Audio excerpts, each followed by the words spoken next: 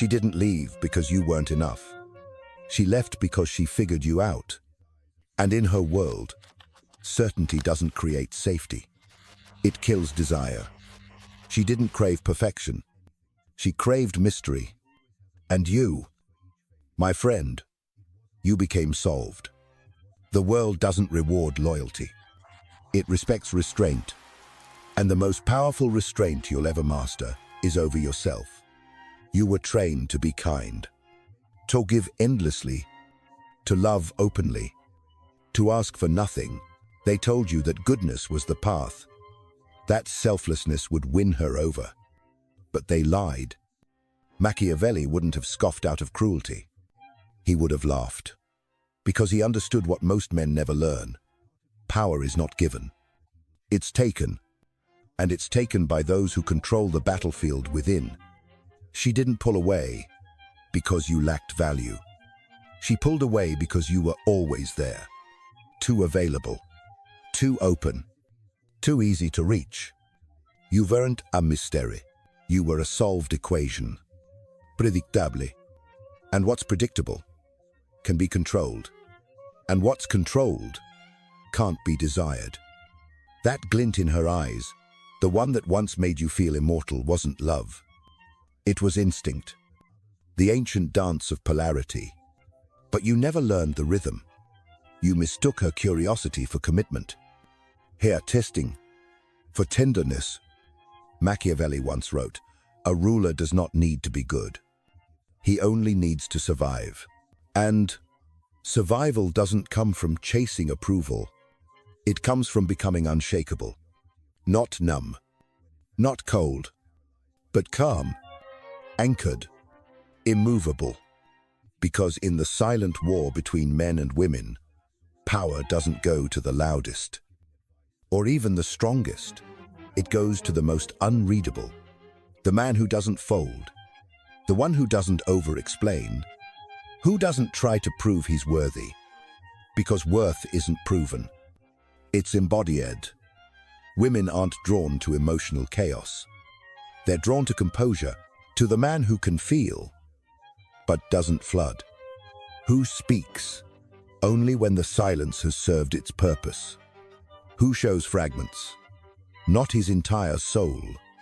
Most men are desperate to be seen, so they rush, they overshare, they compliment too fast, they confess too much, and every one of those moves whispers the same truth. I need you to like me. And nothing kills attraction faster than need. You thought you were being romantic, but to her, it looked like surrender. She didn't leave out of cruelty. She left because her biology told her, this man is centered on me, not himself. And that doesn't feel like devotion. It feels like danger. No one taught you this. Attraction isn't built on access. It's built on tension. Not in what you reveal, but in what you protect. Your presence should feel rare. Your attention should feel earned. Because anything freely given is quietly discarded. You don't need to be cold, but you do need to be calculated. You don't need to vanish, but you must be deliberate. Because when she looks at you, she's not admiring your face. She's scanning your frame. Is he stable? Is he led by impulse or grounded by purpose? And if she senses your world revolves around her, she'll retreat. Not because she's cruel, but because something deep within her knows. A man who bends too soon can be broken even faster. Machiavelli never wrote about love. He wrote about leadership, but what he taught rulers applies to you. If you don't govern your emotions, someone else will. And the moment she realizes she can pull your strings, she'll lose the desire to stay connected to your soul. Not because she's broken, but because you gave her control over something she was never meant to hold.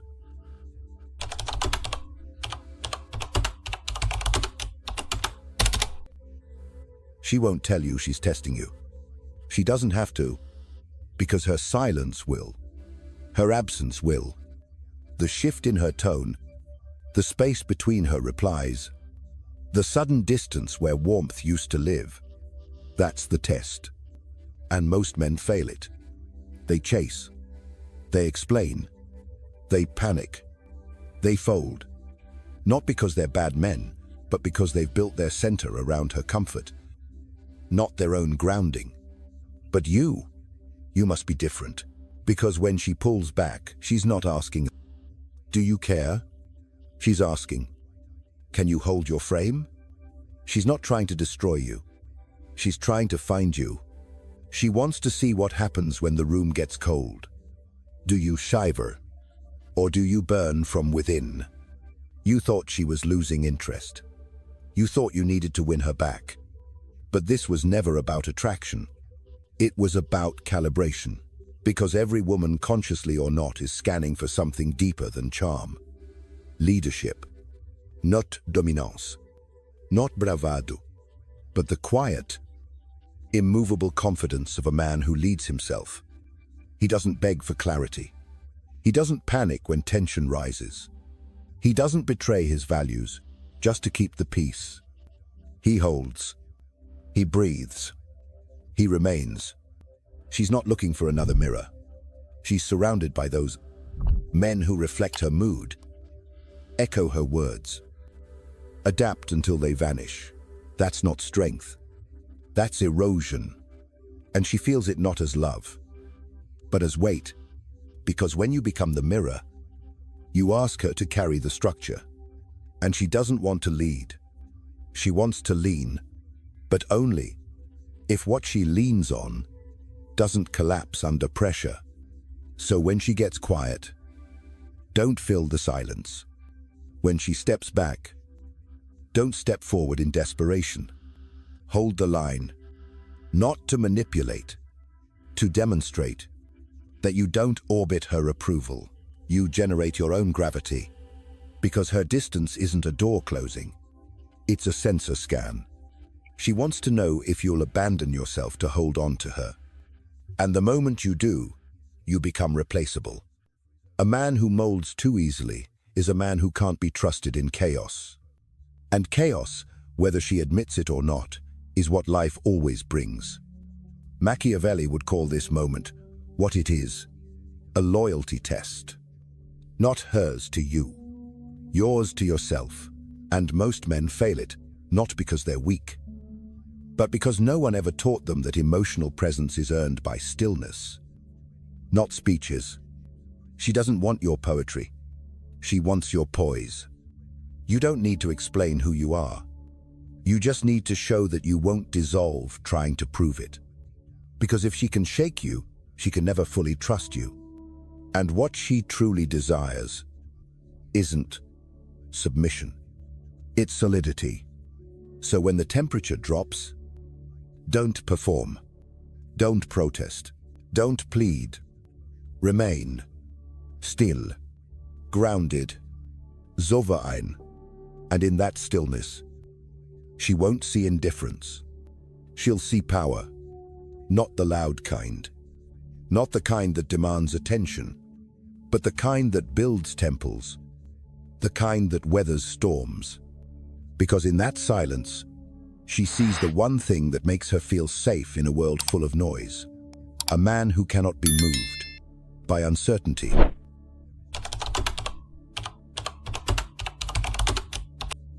You didn't chase her because you loved her. You chased her because somewhere deep inside you were starving. Not for connection, but for confirmation. You needed her eyes to tell you, you exist. You're worthy. You matter. That's not love. That's addiction. And Machiavelli, had he lived in your time, wouldn't have judged you. He would have warned you. Because any man who ties his value to another person's validation has already given away his crown. But it didn't begin with her. It began long before, when they told you that being good meant being agreeable, that being liked meant being safe, that being chosen was the highest honor a man could receive. So you adapted. You performed. You learned to smile when it hurt, to say yes when everything inside you screamed no. You listened more than you spoke. You gave more than you received. You silenced your truth just to keep her happy. And every time you did, you weren't loving. You were bargaining, trading pieces of your soul for tokens of approval. Because approval is emotional heroin. 1 hit, you feel alive. 2 hits, you start to forget who you were before her. 3 hits, you're crawling, begging, burning yourself out just to stay in her orbit. Not because she asked, but because you believe being chosen made you real. But here's the dark truth: approval is leverage, and once she senses you need it, she doesn't need to respect you. She can manage you, not out of cruelty, but instinct. Because people manage what they don't admire. They use what they don't fear. And when you offer your identity up for approval, you become a product, not a presence. You've seen it. The man who lives to impress, who waits by the phone, who shapes his thoughts to fit hers, who apologizes for being inconvenient, who says, "Whatever you need," before he's even been asked. That man doesn't inspire desire. He inspires fatigue, because she doesn't want a man orbiting her like a moon. She wants a sun burning from his own core. Machiavelli didn't write about love. He wrote about power. And power, in its truest form, comes from detachment from approval. You think you need her recognition, but the truth is, you need your own. If your value rises and falls based on how she looks at you, you're no longer a man. You're a mirror, reflecting whatever she wants, hoping she never walks away.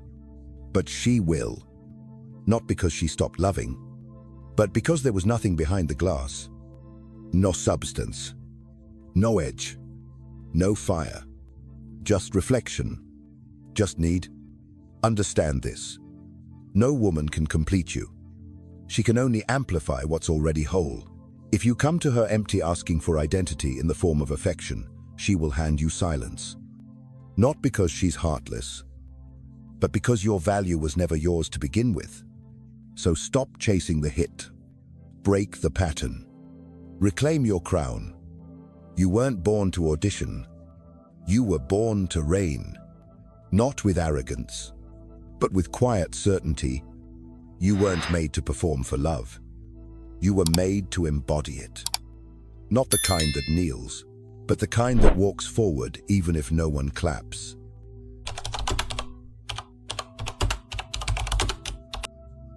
Control isn't silence. It's restraint with direction. The difference between a spark and a furnace: one flickers, the other heats a kingdom. Every man feels, but very few hold. Most leak. They rage too soon, cry too early, cling too desperately, and then wonder why she pulls away. Not because they're broken, but because no one taught them what to do with the fire inside. You were told to be open, to express your feelings, but what they never told you was this expression, without structure, becomes erosion. Machiavelli said, "It is better to be feared than loved." If you cannot be both, but fear, without self-mastery, becomes chaos, and chaos, it doesn't command respect, it inspires rebellion. True power, the kind that walks into a room and silences it without a word, doesn't come from noise. It comes from presence, and presence is born in composure. You think passion makes her stay, but passion without roots burns out fast. It excites her, then exhausts her, because she doesn't want a man who feels everything. She wants a man who feels deeply and still decides what the world sees.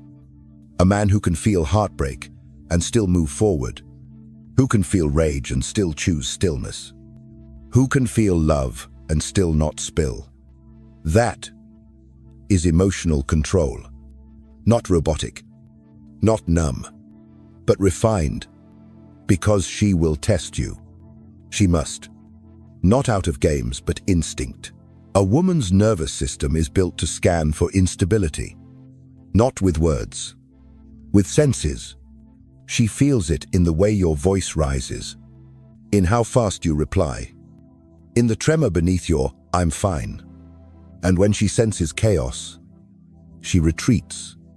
Because if you can't regulate your own state, how can you possibly contain hers?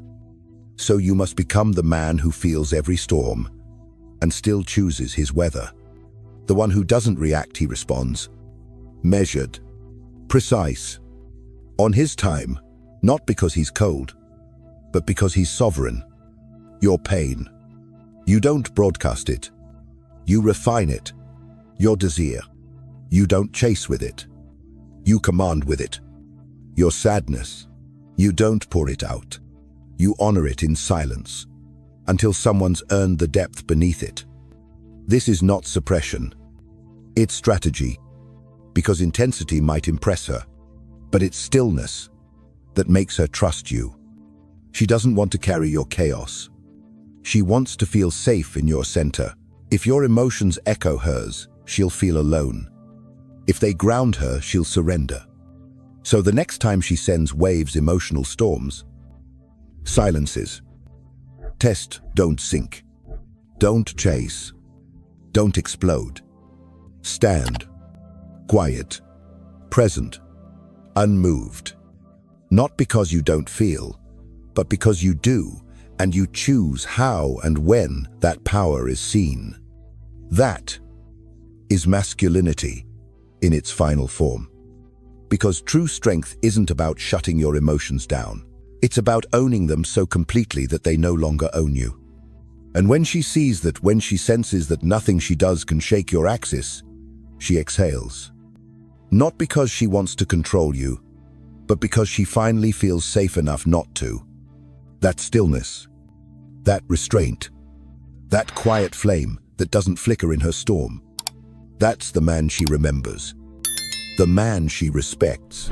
The man she follows not because he asked, but because his presence said everything without saying a word.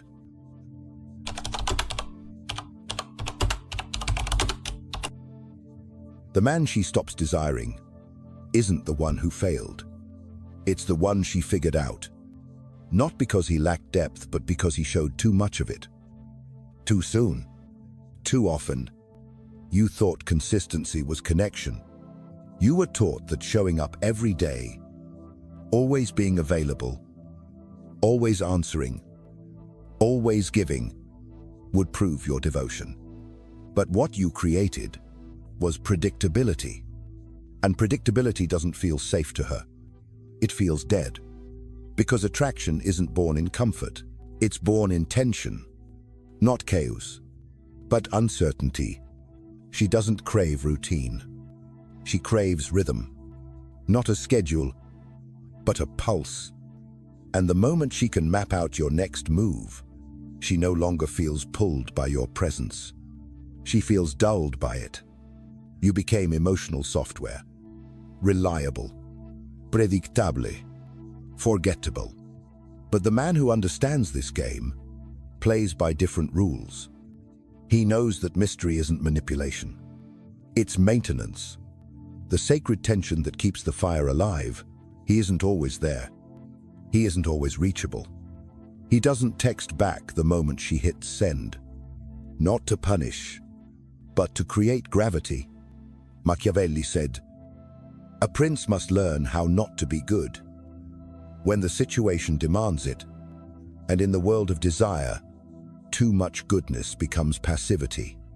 Too much consistency becomes noise. The powerful man, he finishes. Intentionally, he withdraws not to disappear, but to become rare, not to play games, but to control rhythm. Because love is music, and music lives in the spaces between notes.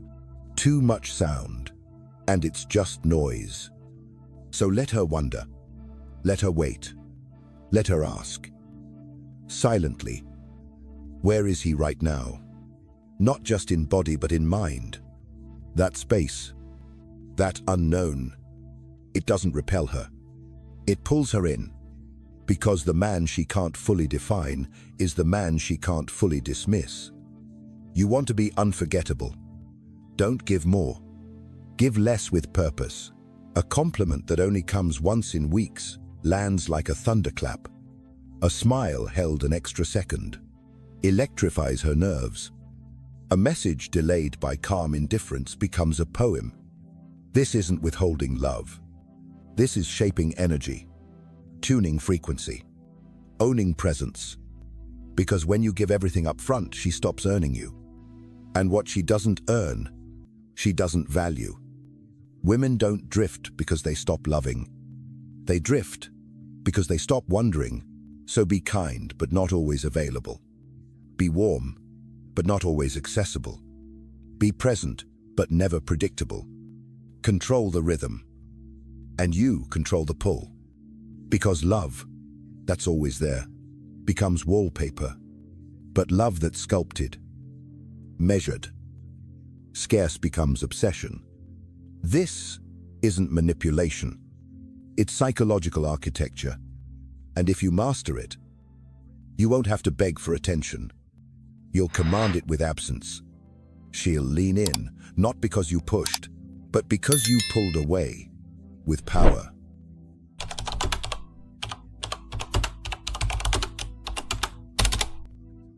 Your energy is currency. And like any currency, its value depends on its scarcity.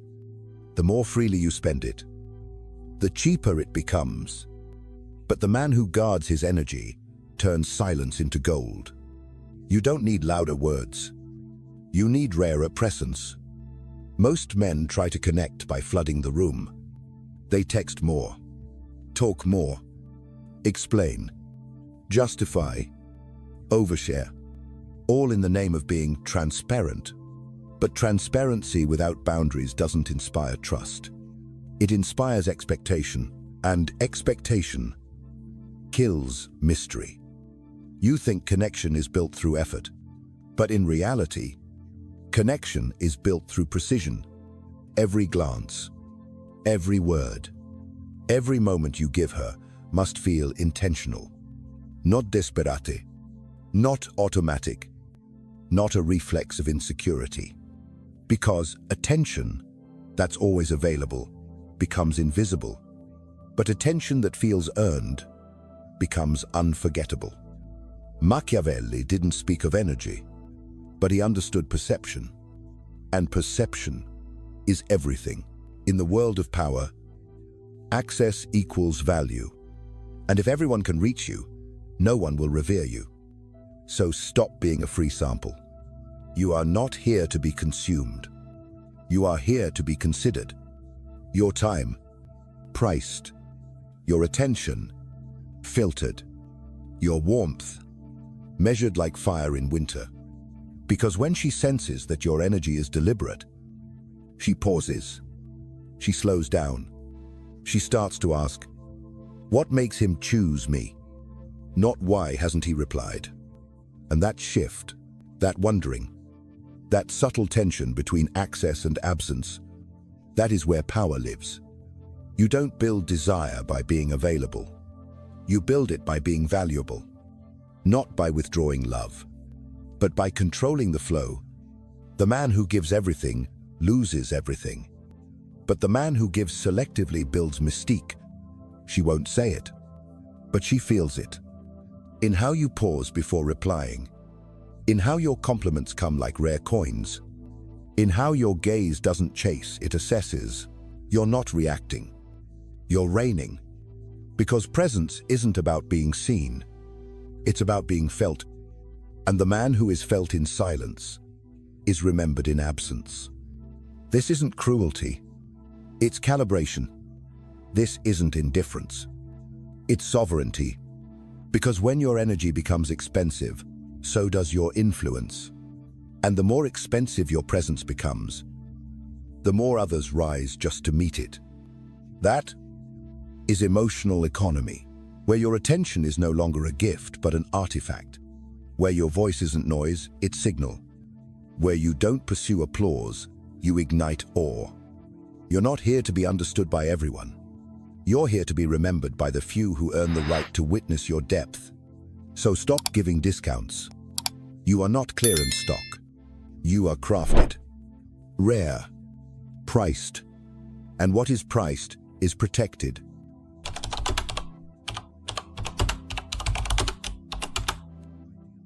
You lead. A man's power isn't defined by what he clings to. It's revealed in what he can walk away from without losing himself. Most men stay too long, not out of love, but out of fear. Fear of losing her, fear of being alone, fear that without her they're nothing. But here's what Machiavelli would whisper into the ear of the modern man. Anything you can't detach from already owns you. And what owns you rules you. She doesn't need to hear you say it.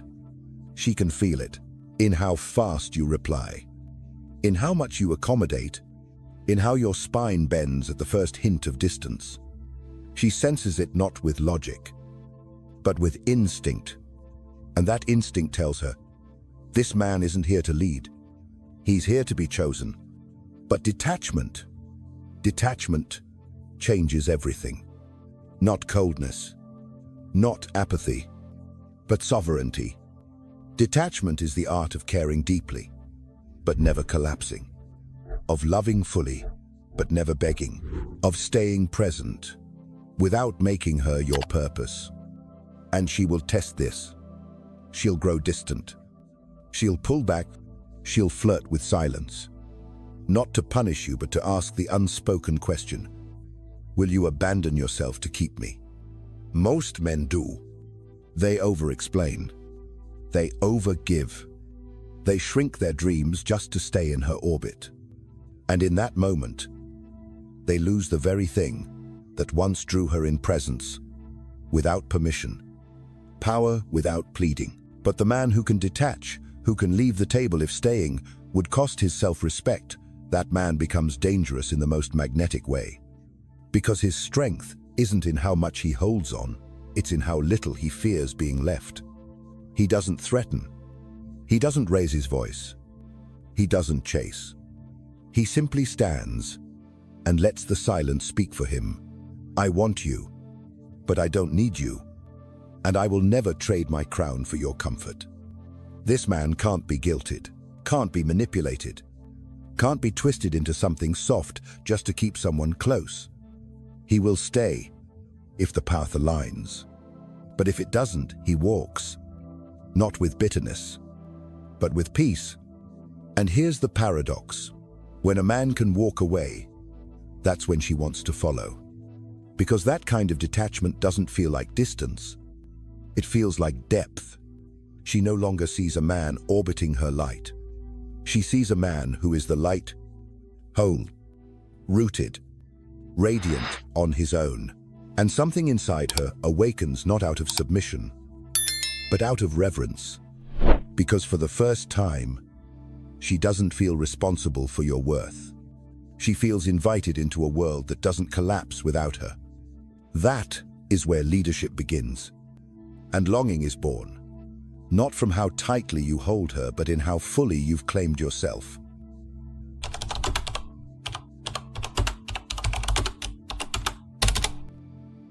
She doesn't follow the man who convinces her. She follows the one who never needed to. You were taught that if you say the right words, express the right feelings, offer the perfect blend of charm and devotion, you'll win her heart. But what no one told you is this: real power doesn't speak. It doesn't sell.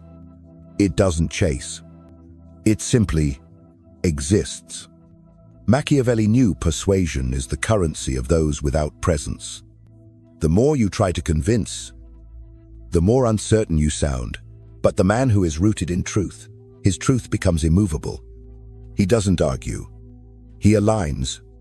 He doesn't posture. He radiates. He doesn't need her to believe in his value because his value isn't on trial. It's not a pitch. It's a presence. And when he enters the room, he doesn't adjust his energy to fit. The room adjusts to him. He says little, but his silence is dense. His stillness, it bends attention without effort. Not because he demands it, but because he carries something rare in today's world: self-respect that doesn't wobble when it's not mirrored back. He listens without reaching. He observes without analyzing. He says no without guilt. And yes without fear, because the most attractive man in the room isn't the loudest. He's the most centered. She may doubt him. She may test him. She may even try to shake his roots. But she cannot forget him, because he didn't try to impress her. He left an impression, not in what he revealed, but in what he withheld. There's a gaze in his eyes that says, "I've already chosen myself. Whether you stay or go, my gravity doesn't change." And that is what creates pull. Not the pursuit, but the posture. Not the performance, but the presence. Because presence is the final form of power. When your thoughts, your breath, your choices, your pauses all say the same thing. I don't need to be understood. I need to be aligned. That alignment cannot be faked. It cannot be memorized. It must be forged. She will feel it. Not like heat, but like center. Not like seduction, but like certainty. And she'll realize, maybe too late, that she's in the presence of a man who doesn't chase anything he can't keep without bending. This man doesn't need to speak his worth. He is his worth. And when you become that man, you no longer pursue her heart. You become the gravity she orbits, even in silence. If this reached you, not just in your mind, but in your bones, you already know. You were never meant to chase her. You were meant to become the man she moves around. No crown required. No apology necessary. No performance needed. Just presence. Unshakable. Rare. And real. Because the final form of power is not proving you have it, but being the man who never has to.